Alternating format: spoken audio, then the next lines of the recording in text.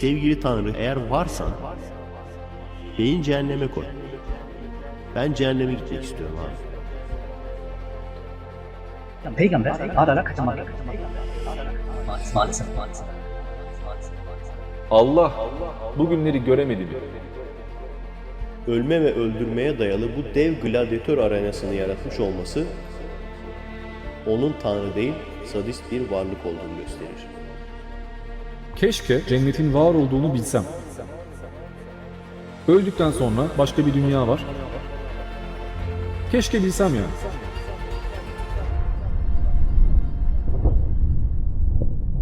Büyük Yanılgı serisinin yeni bölümüyle karşınızdayım. Bugün milyonlarca insanın doğru diye izlediği ama içerisinde ciddi hatalar, yalanlar, çarpıtmalar ve çelişkiler içeren bazı videoları inceleyeceğiz. Bunlar ilk başta ikna edici argümanlara sahip gibi görünse de anlattıklarından sonra aslında ne kadar büyük bir yanılgı olduğunu net bir şekilde fark edeceksiniz. Bu seriyi yapma amacım elbette din dersi vermek değil. Sadece yanlış olanı göstermek ve gerçeği sunmak. En başından yaptığım gibi. Öyleyse ilk iddiayla videoya başlayalım. Bu Efe Aydal'ın Kırmızı Hap serisinden bir kesit. Ateistleri doğru anlamak ve hatta ateizme ilk adımı atmak için bilmeniz gereken en önemli nokta, size aynıymış gibi gösterilmeye çalışılan 3 kavramın aslında birbirinden farklı olduğudur. 1. Bu evren ve dünyadaki hayat bir yaratıcı tarafından mı yaratılmıştır? Bugünkü bilgimizle bunu kesin olarak bilemeyiz. Şu anda evrenin Big Bang denen patlamayla başladığını düşünüyoruz. Belki bu evrenin dışında bize göre neredeyse sonsuz üstün bir canlı, deney olarak böyle bir şey yapmış olabilir. Ya da uzaylı bir ırk yaratmıştır. Ya da evrenimiz şu anda başka bir canlının içinde olabilir. İçimizde yaşayan bakterilerin diğer gezegenleri ve yıldızları bilemeyecek kadar küçük olması gibi biz de evrenin dışını göremeyecek kadar küçük olabiliriz. Bu evrenin bir yaratıcısının olup olmadığını şu an bilemesek de bunu genel olarak çoğu dinde geçen, insanları imtihana alan, her şeye gücü yeten mükemmel bir varlık olamayacağını büyük ölçüde biliyoruz. Önce yaratıcının var olup olmadığını bugünkü aklımızla bilemeyiz diyor. Bugünkü bilgimizle bunu kesin olarak bilemeyiz. Sonra ise yaratıcının her şeye gücü yeten mükemmel bir varlık olmadığını büyük ölçüde biliyoruz diyor. Her şeye gücü yeten mükemmel bir varlık olamayacağını büyük ölçüde biliyoruz. Bu felsefi olarak büyük bir hata çünkü varlığını bilmediğin bir şeyin özelliklerini güçlü bir mantıksal gerekçe olmadan dışlayamazsın. Eğer bir varlığın var olup olmadığını bilemiyorsan o varlığın hangi özelliklere sahip olamayacağını bildiğini iddia etmek epistemolojik olarak temelsizdir. Hatta epistemik bir sıçramadır. Bilgi düzeyinden daha yüksek bir sonuca atlamaktan farkı yok bunun. Bu şunu demekle aynı şey. Uzaylılar var mı yok mu kesin olarak bilmiyoruz ama varlarsa büyük ölçüde yeşil değillerdir ya da bizden zeki değillerdir. Ya bir insan yok olduğunu söylediği ve varlığını hiç bilemeyeceği bir şey hakkında büyük ölçüde öyledir ya da böyledir diye bir yorumu nasıl yapabilir ki? Şimdi şu komik değil mi sizce de? Bugünkü aklımızla bilemediğimiz dediğinde kullandığı araç aklıyken yaratıcı büyük ölçüde öyledir ya da böyledir dediğinde kullandığı aracın yine aklı olması. Şimdi devamında diyor ki, Belki bu evrenin dışında bize göre neredeyse sonsuz üstün bir canlı, deney olarak böyle bir şey yapmış olabilir. Ya da uzaylı bir ırk yaratmıştır. Ya da evrenimiz şu anda başka bir canlının içinde olabilir. İçimizde yaşayan bakterilerin diğer gezegenleri ve yıldızları bilemeyecek kadar küçük olması gibi biz de evrenin dışını göremeyecek kadar küçük olabiliriz.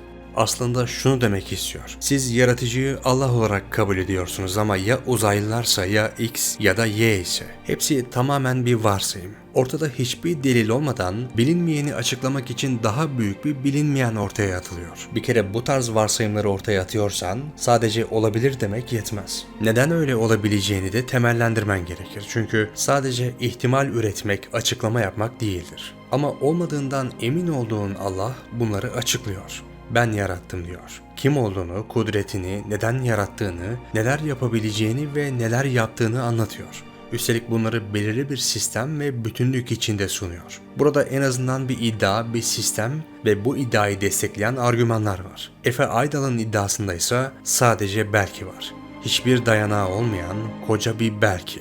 Bir sonraki kısımda ise örneklendirmeler yapıyor. Çölde gezen bir cahil adamın diğerine bu dünya sonsuzdur çünkü yürü yürü bitmiyor demesi bilimsel bir kanıt değildir. David Copperfield'ın nasıl uçtuğunu bilemedik, demek ki özel güçleri var demek bilimsel bir kanıt değildir.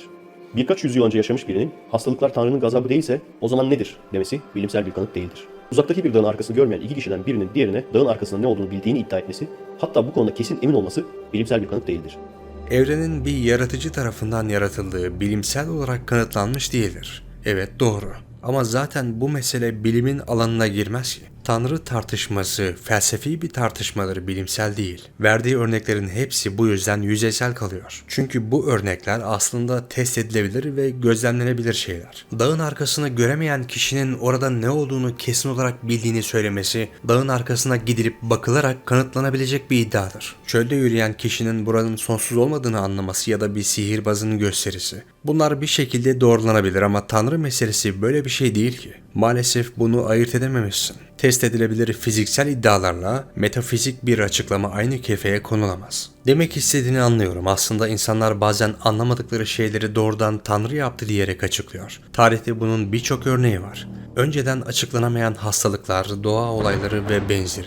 Bunlar zaman geçtikçe bilimle açıklandı. Bu yüzden bugün açıklayamadığımız şeyler için hemen yaratıcı yarattı demek doğru bir yöntem değil. Ama buradan Tanrı fikri temelsizdir sonucu çıkmaz. Çünkü bu tartışma bilimin açıklayabileceği bir boşluk değil. Şimdi daha ilginç bir kısma geçelim. Tam anlamıyla kusursuz olan bir varlık hiçbir şey yapmaz. Çünkü kusursuzdur. Hele ki kendisine tapması için küçük ve değersiz varlıklar yaratması, tapmamayı seçebilmek için irade vermesi, kendini göstermemesi ve bunun sonucunda varlığına inanmayanları işkenceyle cezalandırması, onun kusursuz değil, onu hayal edenler kadar kusurlu olduğunu gösterir. Kusursuz bir tanrı hiçbir şey yapamaz çünkü kusursuzdur. Mesela bu söylemi kendi içinde ne kadar mantıklı buluyorsun merak ediyorum. Kusursuz bir varlık neden eylemsizliği gerektirsin ki? Sen ya da siz kusursuz biri olsanız, tamam artık ben mükemmel biriyim deyip bir kenara mı çekilirsiniz yoksa kusursuz olduğunuz için yapabileceğiniz milyonlarca şeyi yapmak ve göstermek mi istersiniz? Kusursuzluk hiçbir şey yapmamak değil, tam tersine mümkün olan her şeyi yapabilme kudretidir.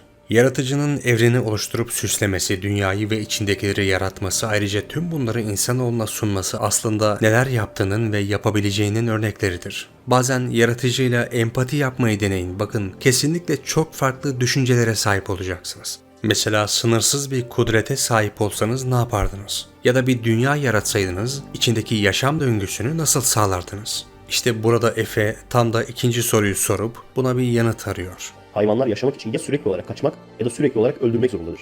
Eğer her şeye kadir bir tanrı varsa, canlıların tek çocuk yapıp o çocukları yaşatıp güneş gibi alternatif kaynaklardan direkt enerji alabileceği bir düzen yerine ölme ve öldürmeye dayalı bu dev gladyatör arenasını yaratmış olması onun tanrı değil, sadist bir varlık olduğunu gösterir. Şimdi bu kısım içerisinde yaratıcıyı doğadaki canlıların yaşamına bakarak sadistlikle aslında kötü bir varlık olmakla suçluyorsun. Henüz detaya girmeden şunu söyleyeyim. Eğer sadist bir yaratıcı olsaydı emin ol bu gördüklerin çöldeki bir kum tanesi kalırdı. Böyle varsayımsal bir tanrının neler yapabileceğini bir hayal etsenize.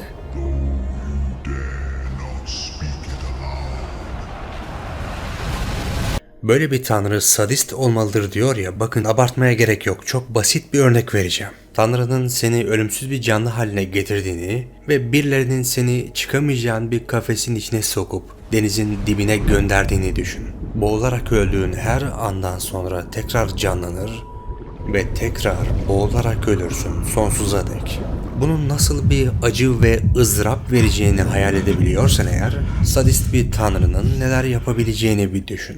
Bu sadece bir örnekti. Her neyse, gerçeklere gelirsek. Yaratıcı elbette şükürler olsun ki bunların anlattığı gibi sadist değil, tam tersine merhametlidir. Doğadaki vahşi yaşam döngüsünden bahsetmiş, bunun canice olduğundan. Aslında sadece karanlık tarafı seçip genelleme yapmış ama doğada şefkatin, fedakarlığın ve dayanışmanın olduğunu tamamen yok saymış. Ben bu düzeni sert ve acımasız buluyorum. O halde Tanrı yoktur, olsa bile kötüdür. Doğada hiçbir canlının ölmediği, kimsenin kimseyi avlamadığı bir sistem olabilirdi. Her canlı sadece güneşten enerji alırdı ve kimse zarar görmezdi. Peki sonra ne olurdu? Sonrasında düşündün mü? Canlılar uzun süreler yaşar, nüfus sürekli artar, kaynaklar azalır, türler kontrolsüz çoğalır ve sistem nihayetinde işlemez hale gelirdi.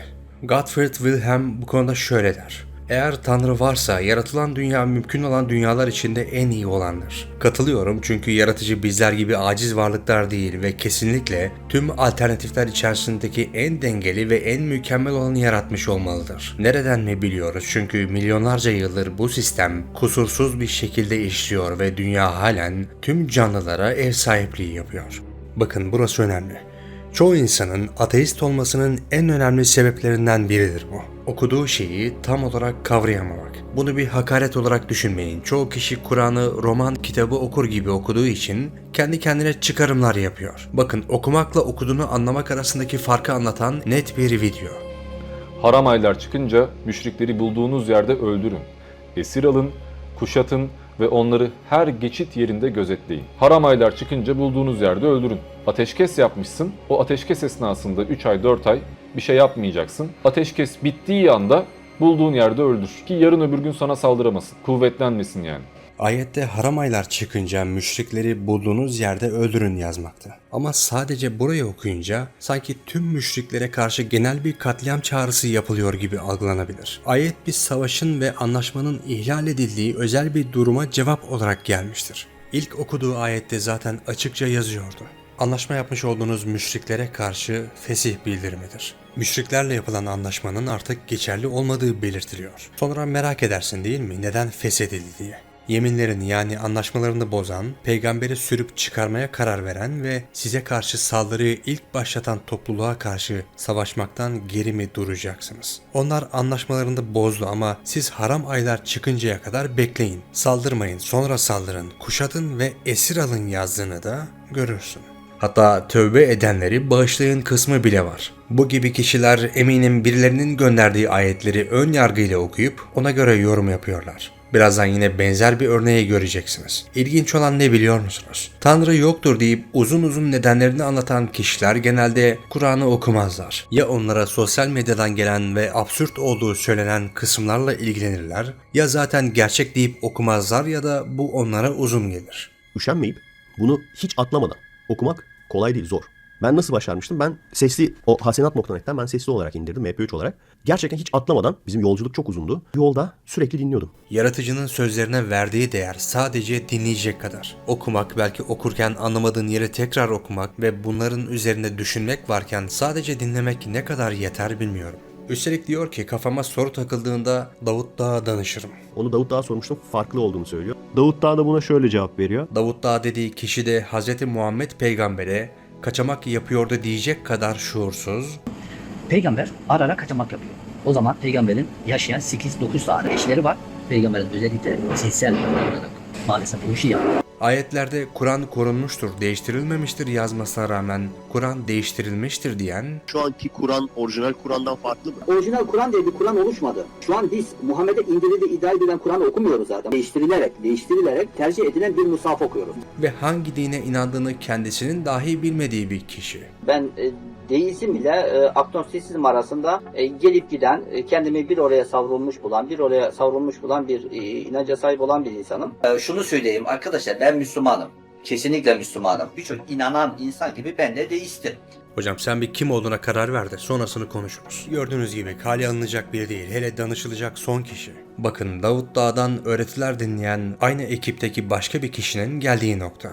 Melekler göklerin etrafındadır. O gün Rabbin arşını, bunların da üstünde olan 8 melek hiçbir sır gizli kalmaz. Yani burada biraz Allah'ın boyutlarını anlatıyor aslında. Burada başlıyor ayetin diğer dillerdeki çevirisine bakmaya. Burada diyor ki, bu az öncekinin İngilizcesi diyor ki burada onu taht olarak çevirmiş mesela. Burada onu görüyorum. Tahtın tepesinde de Allah diyor. Ve bu tahtın boyutunu tasvir ediyor. Mesela demiş ki o gün diyor Rabbinin arşını, bunların da üstünde olan 8 melek yüklenir. Burada tam tersi İngilizcesinde diyor ki 8 tane melek bir taht taşıyor, tahtın üstünde Allah diyor İngilizcesinde. İngilizcesinde açık bir şekilde Rabbinizin arşını, tahtını melekler üzerinde taşıyacak yazıyor. O gün 8 melek taşıyacaklar. Rabbinin tahtını onların üstünde. Burada tahtın tepesindeki Allah'ı nereden çıkardı mesela? Devamı daha da ilginç çünkü tahtın boyutunun da tasvir edildiğini söylüyor. İnanılmaz gerçekten. Tüm Kur'an'ı bu zihniyetle okursanız zaten Kur'an'ı okudum dinden çıktım demeniz gayet normal. Bir de bu insanlar söylediklerinin gerçek olduğuna inanıyor ya, işte burası çok ilginç. Büyük bir özgüven patlaması. Pekala, bu kısa sürede bazı şeyleri umarım netleştirmişizdir. Eksik ya da hatalı gördüğünüz yerler varsa mutlaka belirtin. Hatta eleştirin ama eleştirirken açıklamasını da yapın. Mutlaka dikkate alacağım ve değerlendireceğim. Büyük Yanılgı serisinin devam etmesini istiyorsanız videoyu beğenerek ve yorum yazarak bana destek olabilirsiniz. Ben Nigma. Görüşmek üzere.